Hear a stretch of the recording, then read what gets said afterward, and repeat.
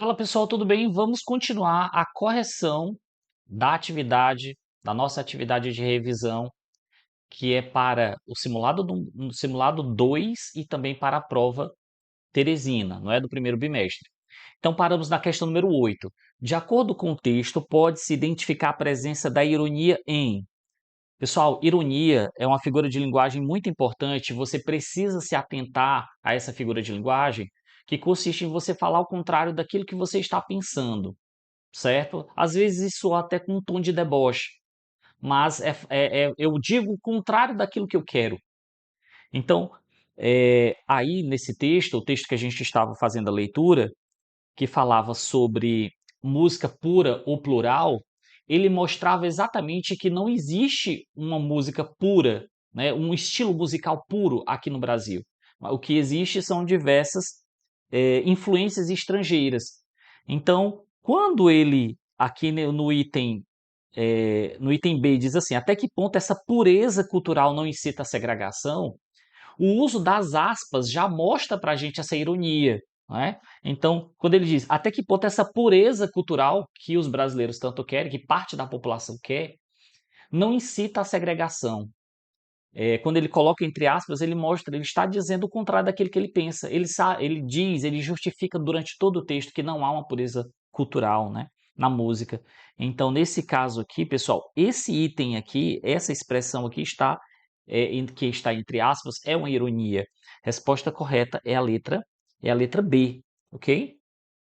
Vamos para a questão número 9. Segundo o texto, uma das influências estrangeiras incorporada pelos brasileiros foi muita atenção a essa expressão, segundo o texto. Toda vez que isso aí surgir, você sabe que a resposta vai estar dentro do texto, é só voltar ao texto, que a resposta está lá. Uma das influências estrangeiras incorporada pelos brasileiros foi o quê? Se você voltar ao primeiro parágrafo, diz assim: na década de 1960, o movimento Tropicália trouxe novos ares à música brasileira. Para promover a mistura cultural, vários artistas incorporaram influências estrangeiras, como a guitarra elétrica e a psicodelia.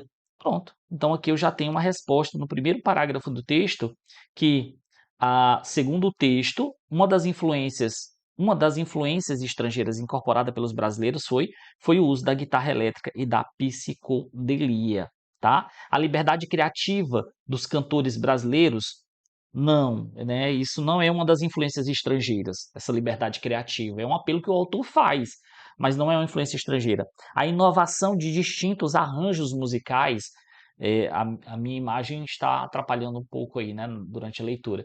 A inovação de distintos arranjos musicais também não há uma inovação, não é? Não há uma inovação. O uso do estilo puramente nacional, também ele considera que não existe um estilo puramente musical, nacional. Então, de fato, a resposta correta é a letra C, C de Cristo. Agora, interessante, pessoal, de novo, segundo o texto, fique ligado nessa expressão segundo o texto, porque a resposta vai estar dentro do texto. Esse item é um item de localizar informação explícita dentro do texto, ou seja, uma informação que está no texto, basta você fazer a leitura, ok? Questão número 10. O texto fala sobre, veja, interessante essa pergunta, o texto fala sobre, qual é o assunto desse texto, certo? O texto fala sobre a ascensão do movimento Tropicália, não é sobre a ascensão. Na verdade, o texto fala que parte da população não gostou do movimento Tropicália na música brasileira. Então, não é a ascensão, não é a popularidade desse movimento. Letra B. Os comportamentos dos músicos brasileiros. Quando fala comportamentos, é algo muito abrangente, né? Que comportamentos? Então, não é o ideal aqui na letra B. Letra C. As influências recebidas pela música brasileira. Perfeito. Influências estrangeiras, inclusive, não é? Então a resposta correta é a letra C.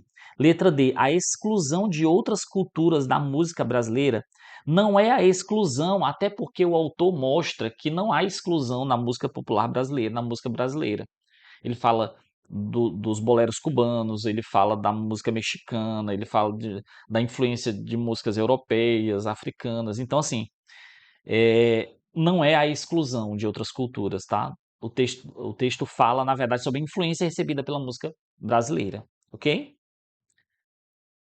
A influência, né, estrangeira. Bom deixar claro isso também. Vamos para o próximo texto. O próximo texto diz: bom, o texto não tem um título. Quando você vê assim, pequeno, um texto curto, você já sabe, isso aqui é uma anedota. Anedota. O que é uma anedota, professor? Anedota é uma piada, tá? Anedota é uma piada. Piada, piada, piada, ok? E aí diz assim: Juquim estava chorando muito quando seu avô, não aguentando mais aquele chororô, perguntou: por que você está chorando, Juquinha? Eu perdi uma moeda de R$ 1 que ganhei do meu pai. Toma lá R$ 1. Pronto, nada de choro, resolvido. Pouco depois, o Juquinha voltou a chorar. Que é isso, Juquinha? Será que perdeu o real que te dei? Pergunta o avô. Não, vovô, tá aqui. Então, por que está chorando de novo? É que se eu não tivesse perdido o que o papai me deu, eu teria R$ 2 agora. Bom, esse texto aí, ele tem essa função de gerar humor. É um texto curto, é um texto com poucos personagens, é um texto que surpreende no final. Então, eu estou diante do gênero textual anedota. Anedota, ou também chamado de piada. Então, a número 11 diz: qual é o objetivo principal desse texto? O principal objetivo desse texto, pessoal, é divertir, entreter, gerar humor. Não é informar, porque não é um texto jornalístico, uma reportagem, uma notícia. Opinar sobre um valor não é um texto de opinião também, então não é informar, não é um texto de opinião. Descrever a relação não é descrever nada. Então, de fato, aqui o que nos sobra por eliminação é a letra A. Correto? Se tiver dúvida, deixe nos comentários, mais uma vez. Vamos para a próxima questão número 12. O humor do texto está centrado no fato de o humor do texto. O que é que gera humor nesse texto? É o pai de Juquinha ter perdido R$ 2? Não foi o pai que perdeu, não é? Então, aqui na letra A está errado. Avô de Juquinha ter perdido uma moeda de R$ 1 não foi o avô que perdeu. Juquinha não está feliz por ganhar apenas R$ 1 do seu pai. Isso não tem nada a ver, né? Ele estava chorando na primeira vez porque havia perdido a moeda do pai. Né? Então, não é. Juquinha, após ganhar dinheiro do seu avô, continua chorando. Então, o que causa humor realmente é isso, né? Ele continuar chorando, mesmo ganhando a moeda de R$ 1 do avô. Então, a resposta correta é a letra D. Ok? D de Deus, D de dado. Vamos para a 13ª questão. 13ª questão diz assim: o termo você possui acento, pois é. Pessoal, é o seguinte, ó, quando se trata de questões deste tipo, tá? A primeira coisa que você faz é colocar o você e dividir em sílabas. Aí você se pergunta, qual é a sílaba mais forte de você? Qual é a sílaba mais forte? A mais forte é o C, correto? A sílaba tônica é o C. Então, não é uma proparoxítona, não é uma paroxítona, é uma oxítona. Então, como é a última sílaba, a sílaba tônica, trata-se de uma oxítona. Oxítona, ok? Então, assim, você, até por eliminação, fica até mais fácil, né? Não é uma proparó, não é uma paró, nem uma paroxítona. Trata-se de uma oxítona. Um item importante é que é uma oxítona terminada não em CE, tá? É uma oxítona terminada em E, ok? Oxítona terminada em E. As oxítonas terminadas em A, E e O são acentuadas. Então, por isso que essa palavra você tem acento, porque ela termina em E. Tudo certo? É muito importante que você se atente às regras de acentuação das palavras que eu passei em sala de aula, tá? Tá no seu caderno aí as regras de acentuação. Leia o texto a seguir e responda as questões. Vamos para a próxima questão. A próxima questão diz assim: o desmatamento na Amazônia atingiu índices alarmantes. Esse fenômeno preocupa cientistas do mundo todo. Bom, o que é que a gente faz aqui? Primeira coisa, fenômeno está sublinhado, a pergunta que iremos fazer é qual é o referente, qual é a referenciação da palavra fenômeno. A palavra fenômeno se refere a quê, exatamente? Esse fenômeno preocupa. O que que preocupa? O fenômeno aqui que preocupa é o desmatamento na Amazônia. O desmatamento na Amazônia é o que preocupa, é o fenômeno que preocupa. Então, a palavra fenômeno aqui, ela é um substantivo, ela não é um pronome. Então, assim, não é uma referenciação pronominal. Já elimina a letra B e a letra D de Deus. Vai ficar ou a letra A, que é lexical, por meio de um hiperônimo, ou lexical por meio de um sinônimo perfeito. Desmatamento na Amazônia e fenômeno são sinônimos? Não, né? Então, muito menos perfeito. Então, nesse caso aqui, pessoal, só nos resta a letra A. Então, vamos lá. Vamos só recapitular aqui para todos vocês o que, que é um hiperônimo. Hiperônimo é quando eu tenho uma palavra que representa um conjunto, tá? O hiperônimo, ele representa um conjunto. Hiperônimo. Deixa eu anotar aqui, hiperônimo. Por exemplo, o hiperônimo animal. Dentro do conjunto animal, eu tenho vários subconjuntos, não é? Por exemplo, eu tenho o conjunto das onças, o conjunto aqui dos porcos, o conjunto das araras, dos pássaros, enfim, eu tenho vários subconjuntos dentro do conjunto animal. Animal é um hiperônimo, mas se eu colocar aqui porco, porco vai ser um hipônimo. Por que um hipônimo, professor? Porque representa um hipônimo, porque representa um item do conjunto maior que é animal. Então, animal é um hiperônimo e porco é um hipônimo. Tá, e o que é que isso tem a ver com uma questão, professor? Tem a ver o seguinte, ó. A palavra fenômeno, existem muitos fenômenos no mundo. Um desses fenômenos é o desmatamento na Amazônia. Então, esse termo, essa expressão desmatamento na Amazônia, é retomado pela palavra fenômeno. Fenômeno, é claro que indica algo maior, né? Representa um conjunto. Dentro de fenômenos tem fenômeno de poluição do ar, é, fenômenos atmosféricos, do mar, enfim. Nesse caso aqui, o fenômeno é o desmatamento da Amazônia. Então, a referenciação aí, o termo fenômeno retoma, faz referência, por isso a palavra referenciação, faz referência a desmatamento na Amazônia. Ok? Resposta correta, letra A. Vamos para a próxima? Comprei maçãs e laranjas.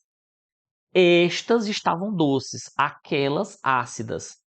Pessoal, muita atenção aqui, tá? Preste muita atenção.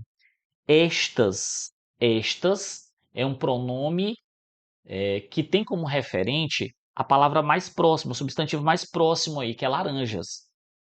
Então, as laranjas estavam doces. Aquelas está se referindo a maçãs ácidas.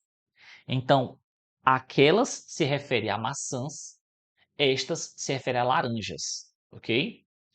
Bom, esses pronomes aí, eles são chamados de pronomes demonstrativos. E é muito importante que você perceba como esses pronomes ajudam na coesão do texto, a ligar uma frase com outra. E aí, pessoal, você tem que se atentar muito bem para o que a questão pede. Na frase, os pronomes retomam respectivamente. Observe aqui que é respectivamente, certo? Então, respectivamente, ou seja, em qual ordem, qual é a ordem correta que a palavra faz referência, né? Então, respectivamente significa na ordem correta. Então, primeiro estas se refere a laranjas. Então, qual é o único item que laranjas aparece primeiro? Resposta correta, letra D. Letra D. Laranjas, vou colocar aqui para cima, laranjas e depois maçãs. Então, na ordem, o primeiro é o estas que aparece. Estas se refere a laranjas, aquelas vai se referir a maçãs. Resposta correta realmente é a letra É a letra D de Deus, D de dado. Próxima.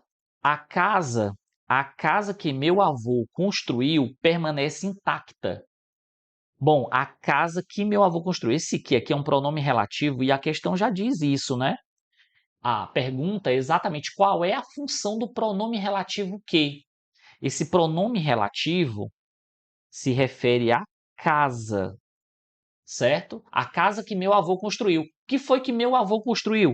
Você simplesmente olha aqui, ó, para essa expressão do lado, meu avô construiu. E se pergunte, o que o meu avô construiu? Casa. Então, o que se refere à casa? O que está retomando a palavra casa nesta oração, tá? Nesta frase. Então, qual é a função do pronome relativo? A função do pronome relativo aí, deste caso, é retomar o substantivo casa. Não é substituir o verbo, não é antecipar, como ele mostra aí, né? Antecipar o termo meu avô, nada a ver. Servir de sinônimo também não é sinônimo. O que aí retoma a palavra casa, faz referência à palavra casa. E aí, pessoal, se atente sobre isso, porque se você vacilar, cai na avaliação e você erra. Erra uma questão muito simples. Muito simples. Bom, então é isso, tá? Vamos para a próxima questão. Muitas pessoas buscam a felicidade, mas poucas a encontram verdadeiramente. Este a aqui é um pronome também, né? É um pronome oblíquo, mas poucas a encontram verdadeiramente. Encontram o quê? É sempre a pergunta que você vai fazer. Encontram o quê? Encontram a felicidade. Então, esse A aqui se refere à felicidade. Resposta correta, letra D. Então, muitas pessoas buscam a felicidade, mas poucas a encontram. Poucas a encontram a felicidade verdadeiramente. Então, esse a é um pronome, ele se refere a um nome felicidade, tá? Então, resposta correta da questão número 17 é letra D. D de dado, D de Deus. Tudo certo, pessoal? Vamos para 17. Aliás, número 18. O casarão da família guardava um relógio de ouro que pertencera ao bisavô de Marcos. Ele quem? O bisavô de Marcos. O polia, polia o quê? Polia o relógio de ouro com um zelo que beirava a obsessão, pois sua história representava o único elo, sua história. E história de quem? História do relógio. Então, resposta correta, o sua aqui, ó, está se referindo ao relógio de ouro. O pronome possessivo sua retoma qual palavra? Retoma a palavra relógio de ouro. Resposta correta, letra C. E aí, pessoal, em sala de aula eu havia avisado. O sua, ele concorda em gênero, masculino e feminino, e número, singular e plural, com a palavra do lado, história. Mas ela se refere a uma palavra anterior. Muito cuidado, porque isso vai cair na sua avaliação. Ok? Pronomes possessivos. Vamos para o outro texto. Tem mais um texto aí. Vamos deixar esse texto para a próxima aula, tá? Já estamos aí em 20 minutos de gravação.